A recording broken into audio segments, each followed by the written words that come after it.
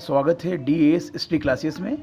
देखिए आज हम पढ़ने वाले हैं राजनीति विज्ञान और ये कक्षा 12 के विद्यार्थियों के लिए है। अध्याय 4 है सत्ता के वैकल्पिक केंद्र। इसके पूर्व मैंने आप लोगों के लिए वीडियो बनाई थी, इसी संबंधित इसका पहला पार्ट बनाया था और मैंने आपको सत्ता के वैकल्पिक केंद्र क्या है उसके बारे में समझाया था, आपको जानकारी दी थी, जैसे कि यूरोपीय संघ है, आसियान है, चीन है तथा भारत है। तो अभी हम फिलहाल काय के बारे में पढ़ रहे हैं, यूरोपीय संघ के बारे में पढ़ रहे हैं। तो मैं आपको यूरोपीय संघ के बारे में जानकारी दे रहा हूं। तो मेरी आप सभी से रिक्वेस्ट है कि आप सभी वीडियो से बने रहें, पूरी वीडियो देखें। बहुत ही महत्वपूर्ण वीडियो आप लोगों के लिए, बहुत ही महत्वपूर्ण जानकारी लाया हूं मैं और मैं आप सभी को धन्यवाद देता हूं। Thank you very much channel से जुड़ने के लिए। आपके सामने जो पहला प्रश्न है यूरोपीय संघ से संबंधित प्रश्न ये भी। तो यूरोपीय संघ में मौलिक तथा कुल सदस्य कितने हैं, इसका मुख्यालय कहाँ है? तो यूरोपीय संघ में जो मौलिक सदस्य हैं वो 6 सदस्य हैं। कौन कौन से हैं? फ्रांस है, जर्मनी है, इटली है, बेल्जियम है, नीदरलैंड और लग्जमबर्ग। ये जो यूरोपीय संघ के जो मौलिक सदस्य हैं, और यूरोपीय संघ जो है एक 27 यूरोपीय महाद्वीप के देशों का संगठन है और इसका जो मुख्यालय है, इसका मुख्यालय जो है ब्रुसेल्स यानी बेल्जियम में स्थित है। अगला प्रश्न बहुत ही महत्वपूर्ण है और ये भी यूरोपीय संघ से संबंधित है। तो यूरो क्या है? तो यूरो जो है यूरोपीय संघ की मुद्रा है तथा 27 देशों के इस समूह में से केवल 19 देशों में यूरो मुद्रा मान्य है। यानी 27 देशों में से केवल 19 देशों ने इसे मान्य किया है अपने देश में, और बाकी के 8 सदस्य देश इस मुद्रा को अपने देश में संचालित नहीं करना चाहते। यानी 27 देशों में से केवल 19 देशों ने इसे मान्य किया है और जो 8 सदस्य देश हैं यूरोपीय संघ के, वो इसे अपने देश में चलाना चाहते नहीं है, संचालित करना नहीं चाहते हैं। और 1 जनवरी सन 2002 को यूरो का चलन आरंभ हुआ तथा इन देशों की यह आधिकारिक मुद्रा हो गई। यानी जो 19 देश है 27 देशों में से, यूरोपीय संघ के जो 27 देश है उनमें से 19 देशों ने इसे मान्य किया है और ये इन देशों की आधिकारिक मुद्रा हो गई।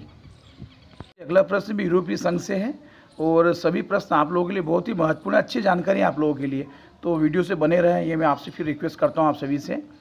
तो अगला प्रश्न है कि यूरोपीय संघ का झंडा किसका प्रतीक है?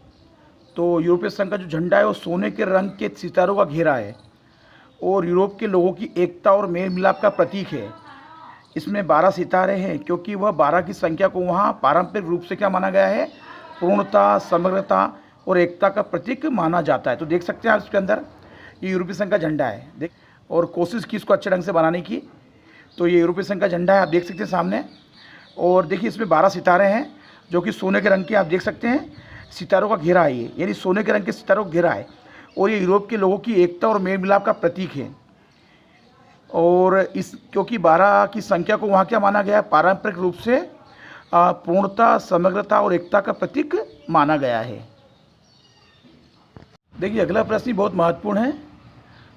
जो अगला प्रश्न आप लोगों के लिए है कि ब्रेग्जिट समझौता क्या था, उसके बारे में हम जानेंगे कि ब्रेग्जिट समझौता क्या था। तो बहुत ही सिंपल वे में आपको समझाने वाला हूँ, बताने वाला हूँ और बहुत ही महत्वपूर्ण जानकारी आप लोगों के लिए। तो यह मुख्यतः 2 शब्दों से मिलकर बना है, ब्रिटेन और एग्जिट से मिलकर बना है, जिसका अर्थ होता है ब्रिटेन का यूरोपीय संघ से यानी यूरोपीय यूनियन से अलग होना, EU से बाहर निकलना या उससे अलग होना। तो हम आगे पढ़ेंगे इसके बारे में कि ब्रेग्जिट समझौता क्या था।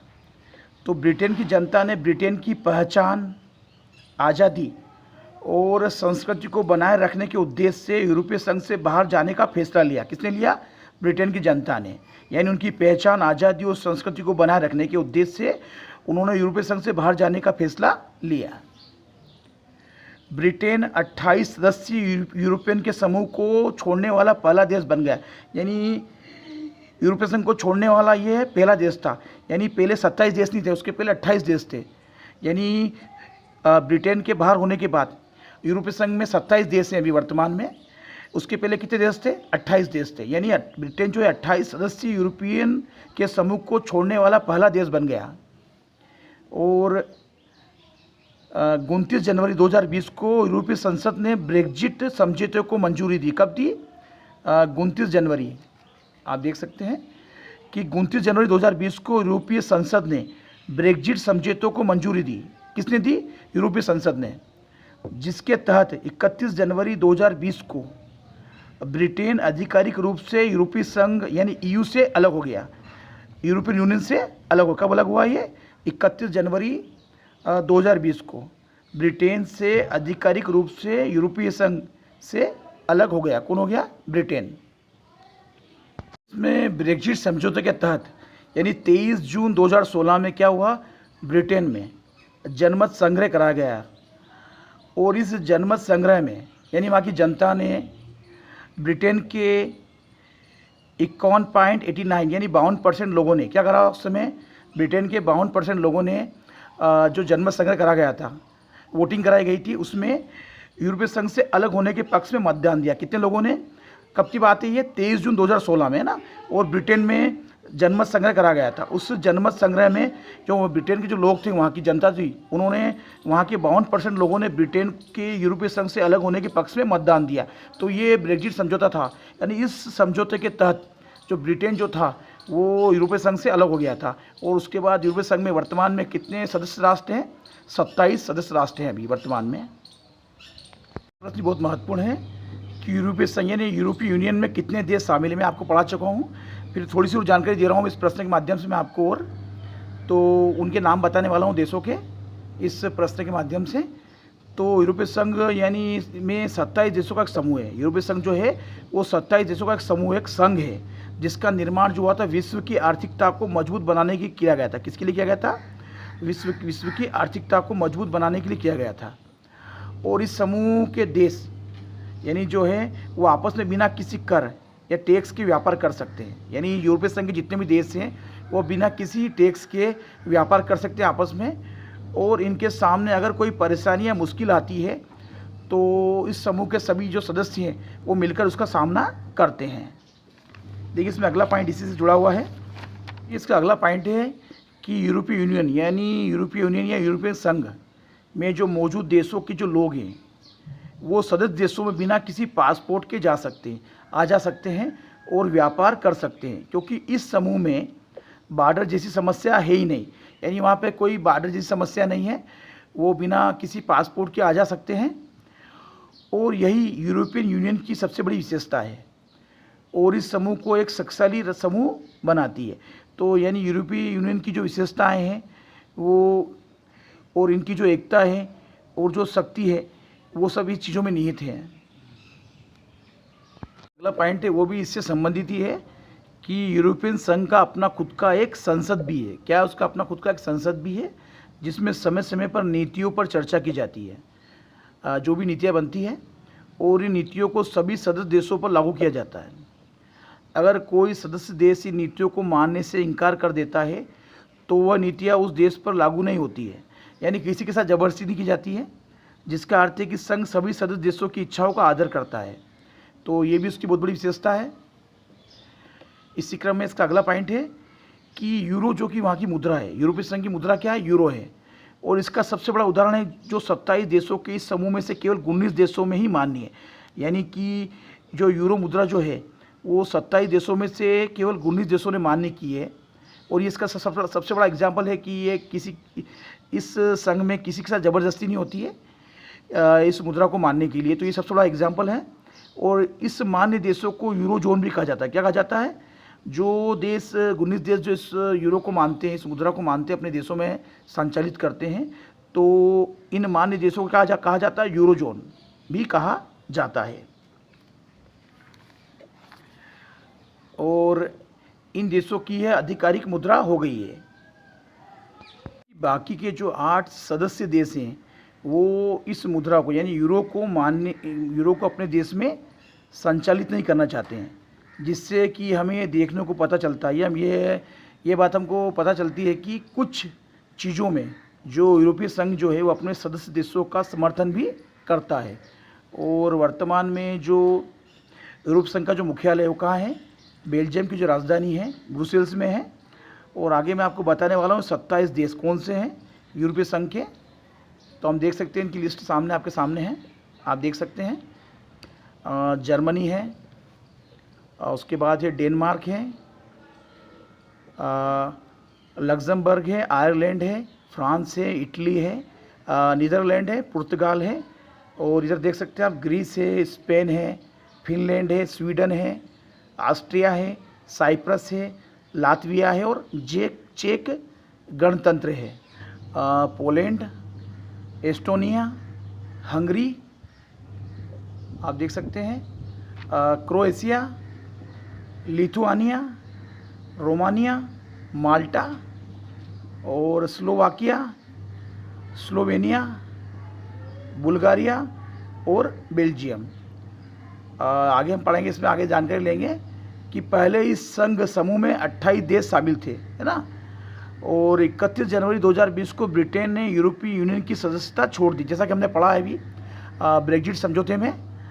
जिसके बाद अब 27 सदस्य देश बचे हैं। कितने देश बचे हैं? 27 सदस्य देश बचे हैं। यानी पहले कितने थे? 28 देश थे। और ब्रिटेन ने इसकी सदस्यता कब छोड़ी? 31 जनवरी 2020 को। यानी ब्रिटेन जो यूरोपीय संघ से अलग हो गया था 31 जनवरी 2020 को। और यूरोपीय यूनियन संघ से निकलने वाला ब्रिटेन ही इकलौता और पहला सदस्य देश है। यानी अभी तक केवल यूरोपीय संघ से अलग होने वाला देश कौन सा है? तो ब्रिटेन है।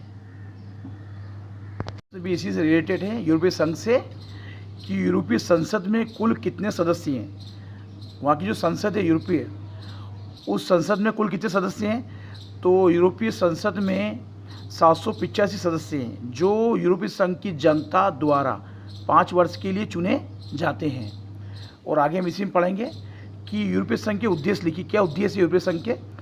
तो यूरोपीय राष्ट्रों में सामाजिक और आर्थिक निकटता को बढ़ाना, एक समान विदेशी और सुरक्षा नीति आरंभ करना, ये सभी यूरोपीय संघ के उद्देश्य हैं। महत्वपूर्ण जानकारी आप लोगों के लिए।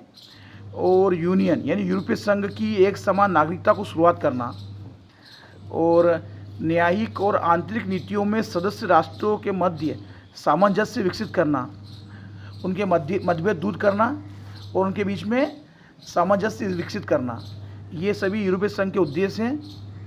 और इस प्रकार यूरोपीय संघ का जो प्रमुख उद्देश्य है वो क्या है कि यूरोप का आर्थिक एकीकरण तथा मुक्त व्यापार तथा यूरोपीय एकता को बढ़ावा देना।